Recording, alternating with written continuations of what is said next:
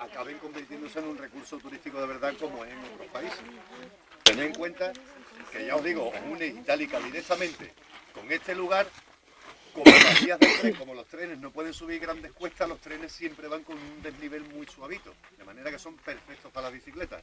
Nosotros tenemos hecho nada más que el tramo que llega hasta el término de Valencina, hasta donde se hacía la romería de Santiponce, los tres puentes le llaman en Valencina, o el arroyo del Judío, y que hasta ahí está perfectamente terminado, señalizado y todo, pero de ahí hasta aquí todavía los ayuntamientos no le han dado el impulso que le tienen que dar, quitándole las antiguas vías del tren que están los talugos en muchos sitios, es decir, que todavía está un poco impracticable. Andando se puede venir perfectamente, bueno, incluso la cantidad de piedras que hay del tren, ¿no? El balasto del tren, que está en muchos sitios está también aflorado, muy incómodo.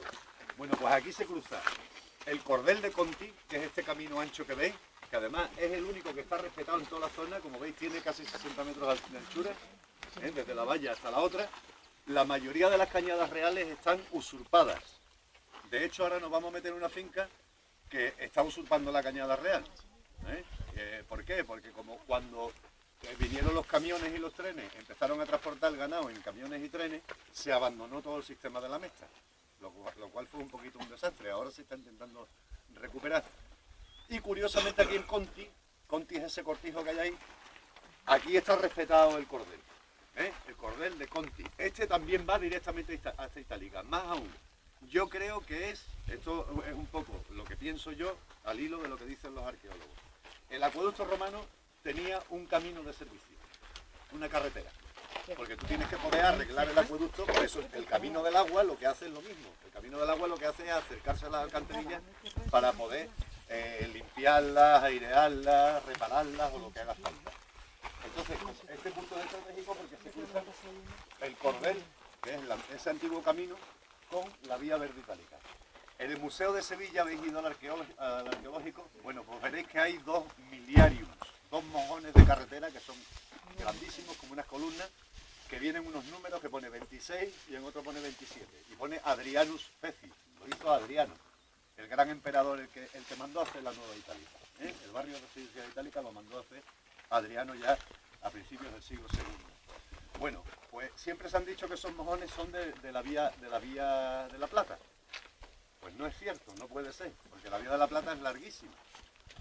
Mientras que coincide exactamente la milla 26 y la milla 27 con la distancia que tiene Itálica de las fuentes de Tejada.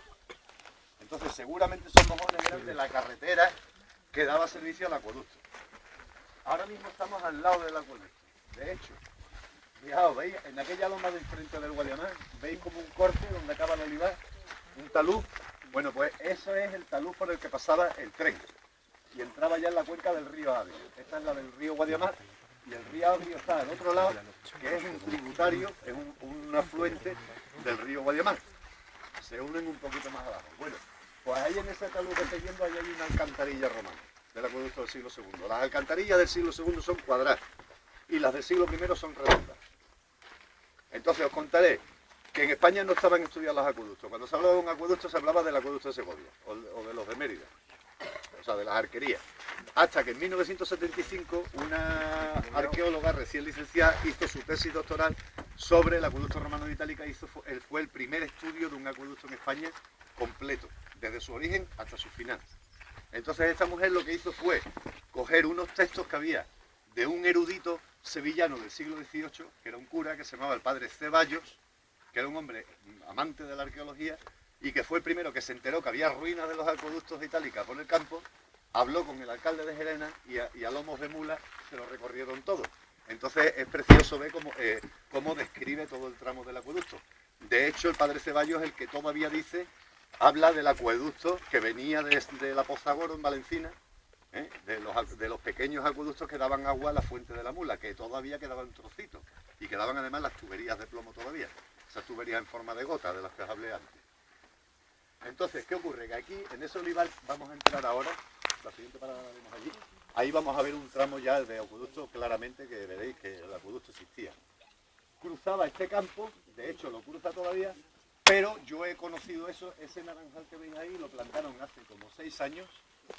Bueno, pues ahí se cargaron 400 metros de acueducto, hace 6 años. O sea, que vivimos en una época que todavía no es consciente de la importancia que tiene el patrimonio. Y que, oye, plante usted sus naranjos, pero no se cargue usted el acueducto. O sea, hay que compatibilizar los dos. Entonces, como os digo, de allí, desde Tejada, venía el acueducto del siglo II con sus alcantarillas cuadradas, y desde allí venía el acueducto del siglo I con sus alcantarillas redondas. Las alcantarillas se llaman espiraminas o lumbreras. Vamos a llamarlas alcantarillas panteranas. Y aquí, justo al pie de este cerro, un poquito más para allá, se unían los dos acueductos. De hecho, ahí debajo de tierra tiene que estar todavía la conexión de los dos acueductos con todas sus llaves de bronce, con su pequeño Castellum Aquae para decantar el agua y todos los sistemas de conexión, pero está sin estudiar, está sin escalar. ¿Pero se sabe que está diciendo que por la teoría dice que tiene que estar ahí o porque realmente no queda más juego, como dicen en México. No queda más juego, está ahí, pero está sin estudiar, ¿eh? Es lo que os digo. Entonces, es interesante saber cómo funcionaba el sistema. El sistema era que sabéis que el agua siempre arrastra, pues erosiona, arrastra tierrecilla, arrastra piedrecitas. Bueno, pues si este es el fondo del canal, lo que se llama Pecus, que lo vamos a ver allí, cada X tiempo le hacían lo que se llama una fosa limaria, para limos. Es un pequeño agujerito, un fosito, en el fondo del canal. De manera que la tierrecilla que iba flotando por el fondo, se caía ahí dentro. Entonces, cada X tiempo, los obreros entraban dentro del acueducto, cortaban el agua, se cerraban con las llaves, porque tenían llaves de bronce, vamos, un sistema de grifería muy parecido al actual, cortaban y limpiaban las fosas limarias, de manera que el agua se iba limpiando siempre. La que no se había logrado limpiar, cuando llegaba al Castellum Aquae, en el Castellum Aquae caía todo el agua y se decantaba y toda la porquería se iba al fondo. Eso también lo limpiaban de vez en cuando. Es decir, que tenían un sistema de autolimpieza bastante bien montado. Antes os hablé del librator, o sea, del ingeniero que hacía la de Palatio y el rigor, o sea, el que marcaba por dónde iba el acueducto, pero luego había todo un sistema de funcionarios que se llamaba la familia Aquaria. Entonces, el curator aquarium era el encargado, era como el ingeniero jefe que mandaba, igual que el de Masesa y el de Jarafesa hoy en día, el que mandaba en toda la cuadrilla de obreros.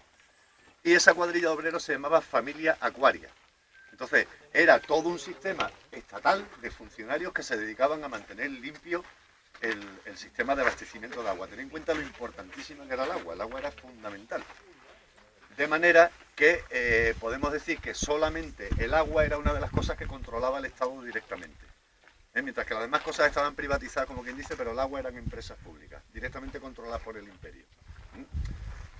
Entonces, ya os digo, aquí se unen los dos acueductos y a partir de ahora es cuando vamos a empezar a ver resto, porque dice, este tío habla un montón, pero todavía no nos ha enseñado nada. Sí, pero está ahí. Sube a las Jarafes, cruza todas las Jarafes y llega hasta los pastos de Doñana, que era donde llevaban a comer el ganado.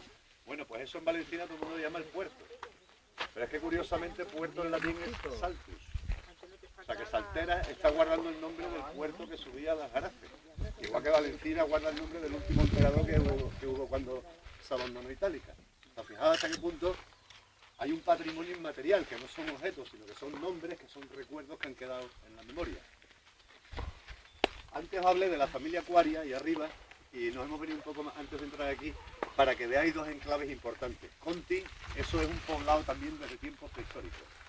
Fue poblado turretano y fue también un yacimiento romano. De hecho, en la puerta del cortijo podéis ver los sillares romanos puestos ahí decorando un montón de restos. Y luego otro cerrito, que es ese que está ahí, esa torrecita falsa que veis con el naranjal, y veis un cerrito alto, eso era otro poblado fortificado romano que se llama La Cigarra, porque es como se llama la finca actualmente.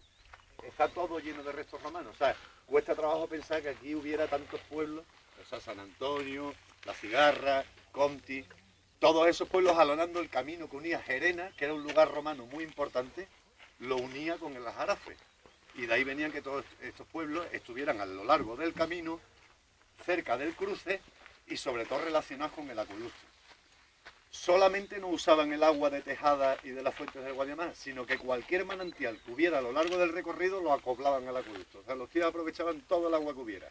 Y es curioso porque hacían donde se conectaba un acueducto con otro, o donde había un camino o un cruce, solían poner una fuente para que bebiera el ganado, para que bebieran los viajeros, o sea, para los usos de la gente que pasaba por el lugar. Y en la fuente solían poner un pequeño templito que se llamaba ninfeo. Ninfeo. Eso viene de las ninfas.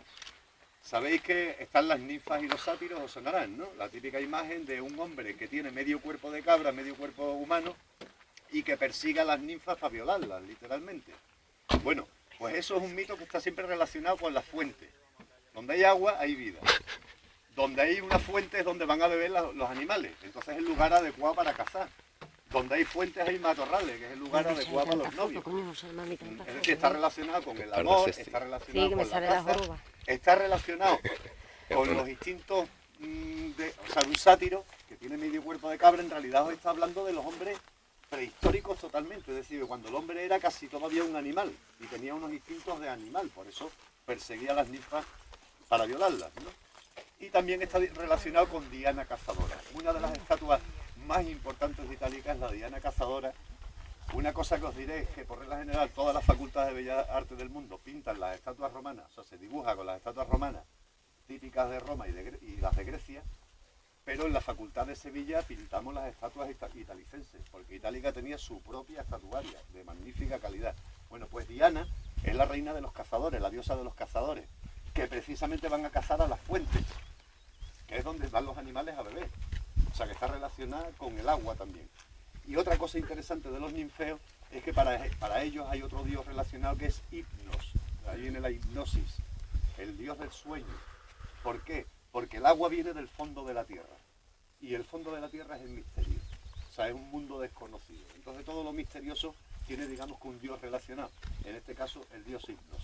O sea que, como veis, el agua también creaba todo un entorno religioso, que estaba relacionado. Y solían hacerlo con pequeños templitos, que podía ser pues, un templo tal como lo tenéis pensado, nunca son muy grandes los ninfeos, o podía ser simplemente donde se cruzaba el acueducto, un pequeño nicho donde metían una pequeña estatuita. Eso también es un ninfeo. Entonces, ya os digo, muy poblado, seguramente uno de estos dos poblados eran de la familia Acuaria, es decir, donde vivían los obreros que mantenían limpio y en mantenimiento el acueducto, y precisamente en el sitio donde se unían los dos acueductos, que es ahí al pie de este naranjo. Entonces nos vamos a meter en esta finca, nos tenemos que meter por debajo de la valla y vamos a ver ya. Eso lo grabo yo. No vamos a tardar. Venga, salta la...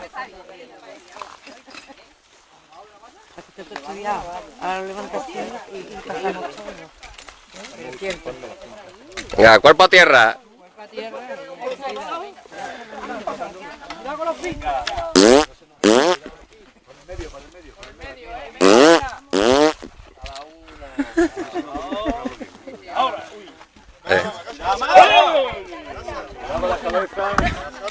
Los pelos no vamos a enganchado, después no lo comemos, ¿eh? Que se enganche que tiene pelos. Hay que tener miedo. Venga, Alejandro, ve pasando, que tú eres largo.